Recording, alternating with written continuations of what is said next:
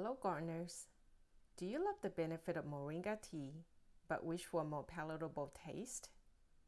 Well, let me show you how to make a homemade batch that matches high quality red tea without caffeine so you can drink it anytime, day or night.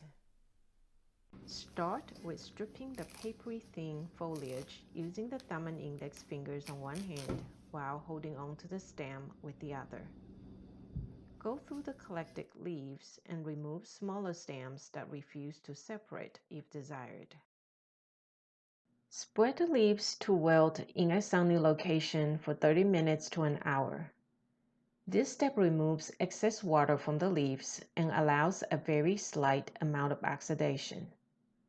If you harvest on a cloudy day, leave indoors to air wilt for up to 4 hours.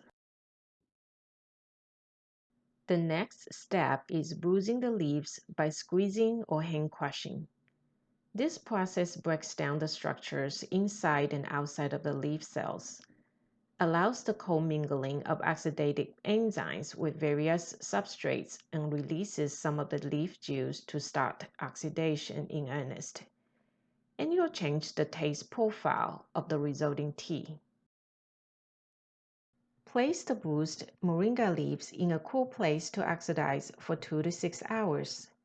In this process, the chlorophyll in the leaves is enzymatically broken down and its tannins are released or transformed.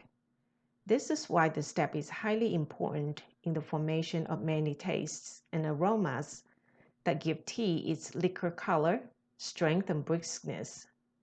Experiment with turning and bruising the leaves more and varying the oxidation time to achieve your preferred tea flavor. The last step is drying. This process is accomplished by heating tea leaves, thus deactivating their oxidative enzymes and removing grassy scent in the leaves, while also adding a nutty, toasted flavor to the tea.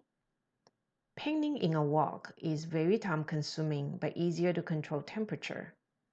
Allows for regular turning so as not to overcook the leaves, and with overhead vent draws out moisture a lot quicker than dehydrator or oven.